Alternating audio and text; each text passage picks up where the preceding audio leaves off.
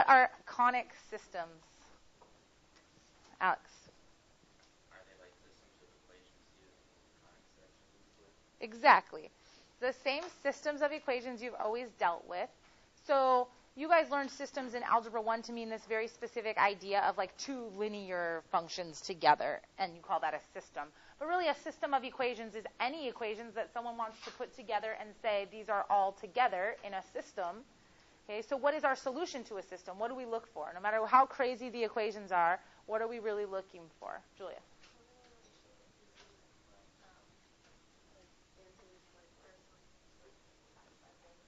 Good. So we're looking for solutions that satisfy both equations. One distinction, if we're just solving a system of equations, it will just be points. It will be shaded regions if we solve systems of inequalities, which I said we're not doing. So if we had like less thans and greater thans, we would have to graph. Notice that the directions here say to solve them algebraically. We don't have to graph these because we're just looking for points of intersection. And remember, when you do systems of linear equations, what are the ways that you guys solved them? You could graph. Okay. What else could you do? Minsha? Or substitution or elimination, right? And graphing is a really pretty visual representation of what's happening. It like really helps us understand the concept. Like there is a line, there is another line. Like they share this one point, right? It visually makes it very clear. But when you graph it yourself, is it always very clear to pick out that point? Like what if it crosses at like 100.32, comma, negative 2.15? Would you ever know that just by looking at your graph? Probably not. So though visually it represents what's going on really well, it doesn't always give us the most accurate answer, which is why we have the substitution and elimination. So we're not going to change the way we solve systems. We're still going to use substitution and elimination to help us find the most accurate points that these two things share. Okay? So first question, like what are the two things? So we have an idea of how many possible solutions we could have, because this is much different than lines, right? Lines were either parallel, which meant they had no solution or no point in common. They intersected once, which meant they had one solution, and you would go find the x and y value of that point. Or, well, they're skew if we bring in another dimension. But on a flat coordinate plane, the other option was that the lines could actually be the same exact line. What did we call that?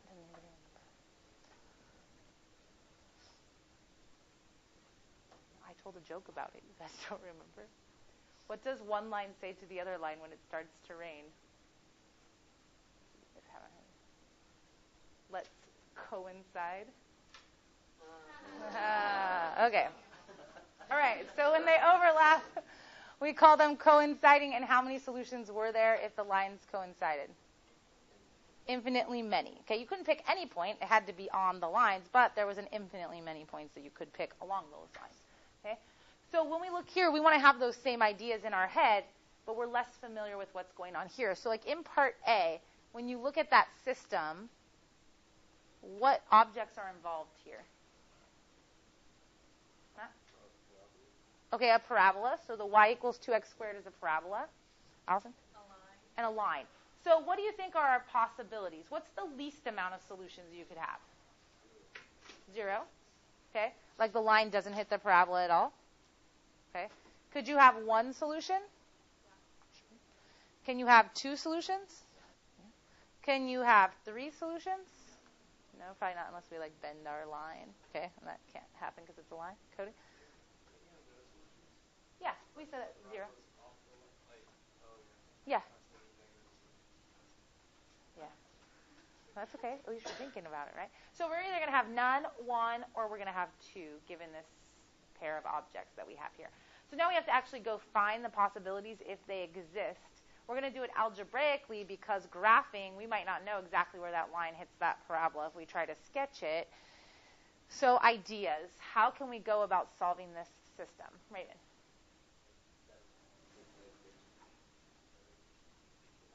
Okay, so he sees that both equations are equal to y. So you could think of this as substitution, okay, that basically we can set 2x squared equal to x plus 3 because they're both equal to y. So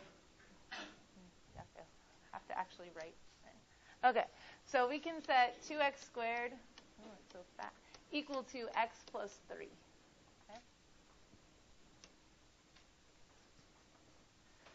All right, so now how are we going to go and figure out what we need to figure out? Eric. Okay, good. So it's a quadratic, so I'm going to get all the terms on one side. I'm going to try setting it equal to 0 and factoring. If factoring doesn't work, what am I going to fall back on? Quadratic formula. All right, so does factoring work? Let's see. 2x and x, and 1 and 3, a negative and a positive. Is that good? I think it works. All right. So what are our solutions here? Dylan? 3/2 and -1. Good. So 3/2 and -1. So I'm done. I walk away from the problem. I'm good. What do these represent in this scenario?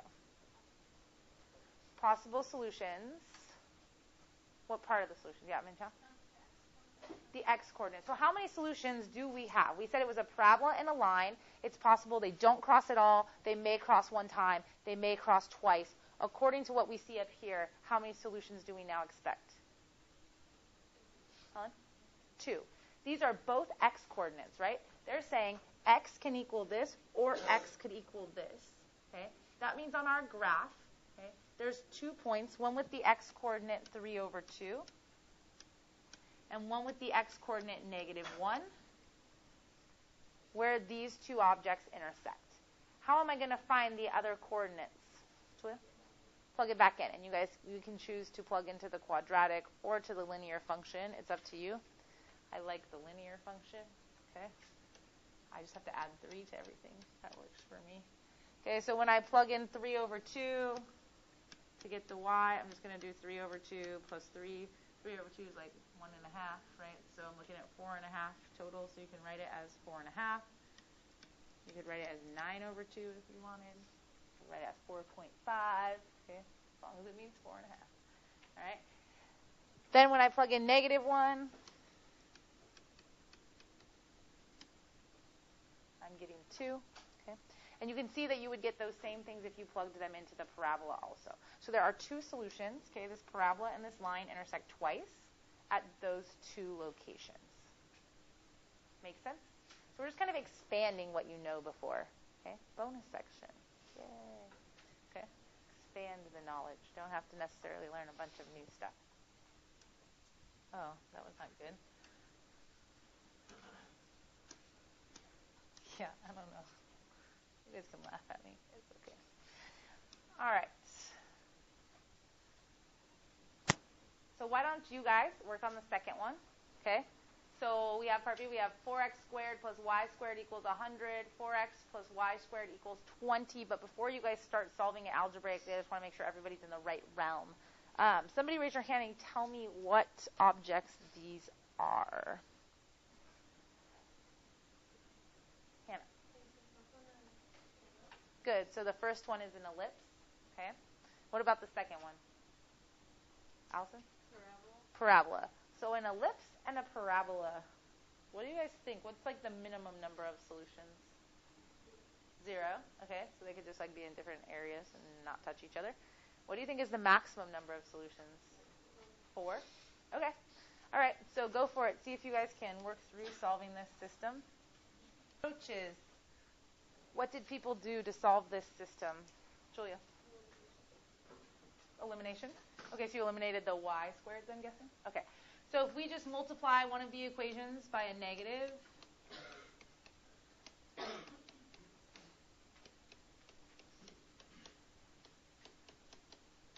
I could use elimination to eliminate the y squared, and then this leaves me with a quadratic. I have 4x squared minus 4x equals 80.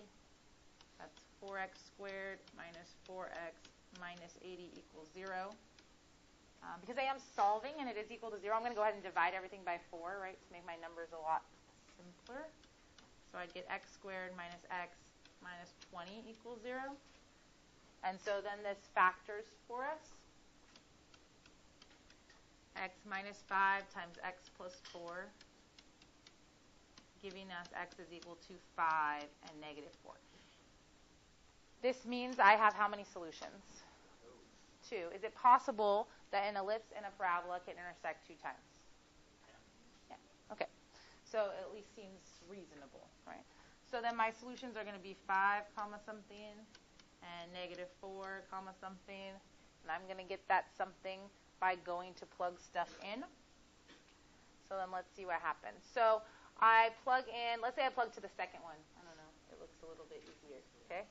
So if I plug in 5,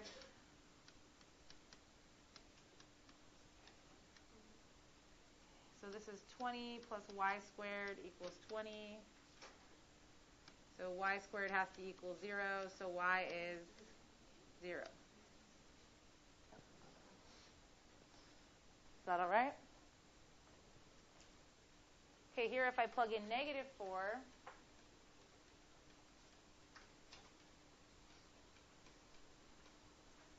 I get negative 16 plus y squared equals 20. So y squared is equal to 36. So what do I get for y in this case? Say it louder, Michelle. Plus or minus 6. Ooh, tricky. So I had at least 2 solutions by finding those 2 x values, but how many solutions did I actually come up with? 3. Okay? Because this is 1 point, this is 2 points, negative 4, 6, and negative 4, negative 6. Is it possible that the ellipse and the parabola intersect each other 3 times? Yeah. Okay. Then I'm okay. This is reasonable. I just didn't see it coming, maybe. Okay? So there are my 3 solutions. You don't understand why I'm saying 3 because you only see 2? Look closer. Okay? Make sure that you understand how many that is. All right? All right. Ready to try some more? Oh, not on that page. All right. Here's the last 2 that we're trying, so I'll let you guys work on these and then put up solutions. C. What objects are we looking at there?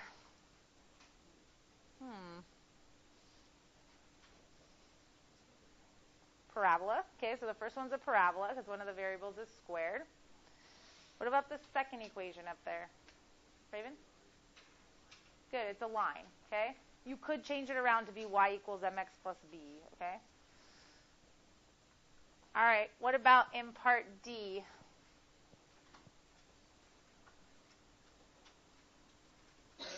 Raven? Okay, another line for the first equation. What about the second equation, Eric? Circle. So we already talked about in part C that if it's a parabola and it's a line, it's like no intersections, 1 intersection, or 2 intersection points. In part D with a line and a circle, what are our options there? 0, 1, or 2. Are we okay with that?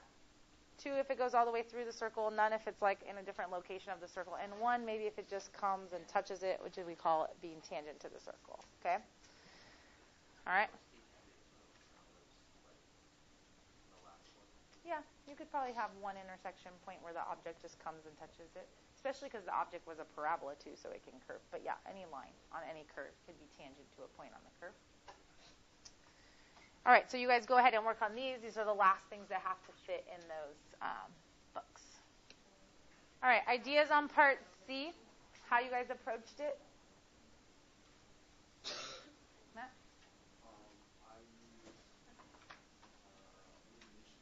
Okay. The x's? Okay. So one way to do this is with illumination.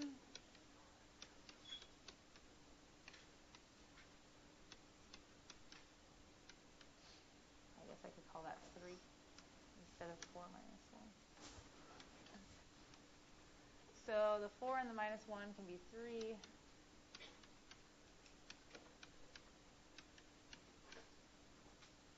Okay, so if we do this and we get to this point, how do we finish solving this problem? Eric? Yeah, so we actually have to multiply out the y squared, or the y minus 1 squared.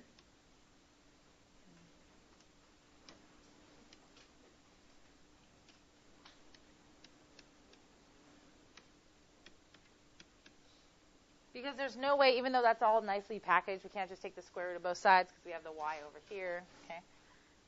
So then I'll go ahead and bring everything to one side. So I'll have y squared. I would add y to both sides. Okay. Which is going to make that minus y. I would subtract 3 from both sides, which is going to make this minus 2.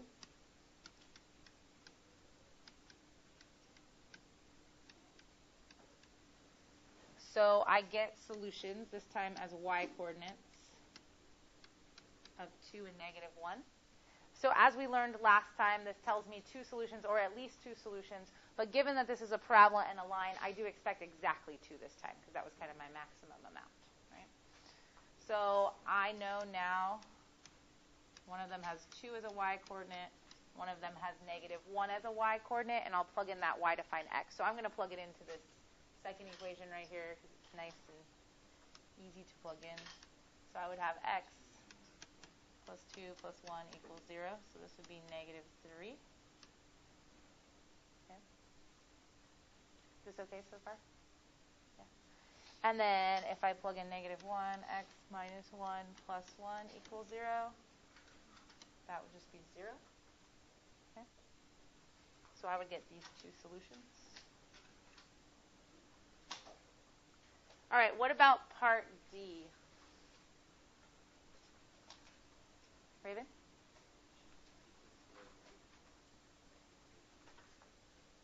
Okay, so if we take the square root of the second equation, though, it does not leave y plus x.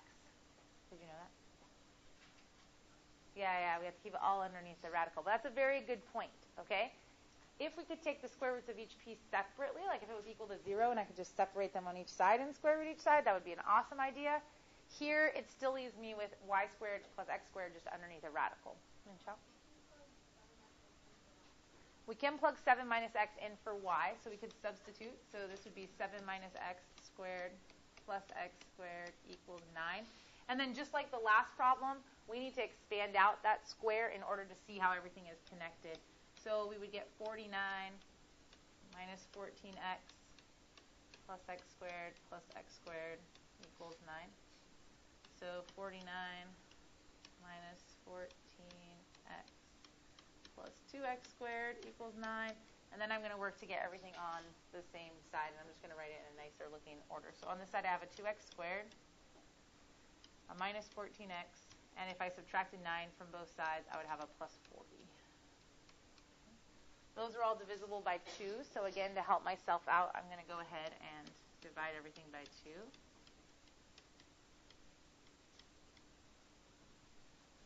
All right. And then is it factorable?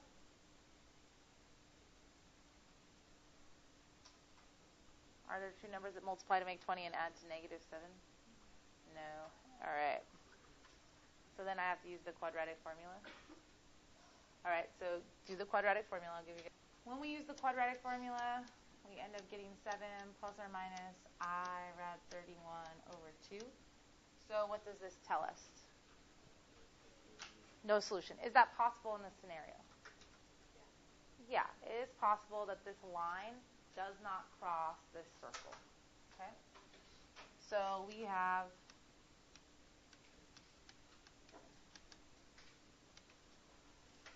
no solution. Okay? Just being aware that that scenario can happen.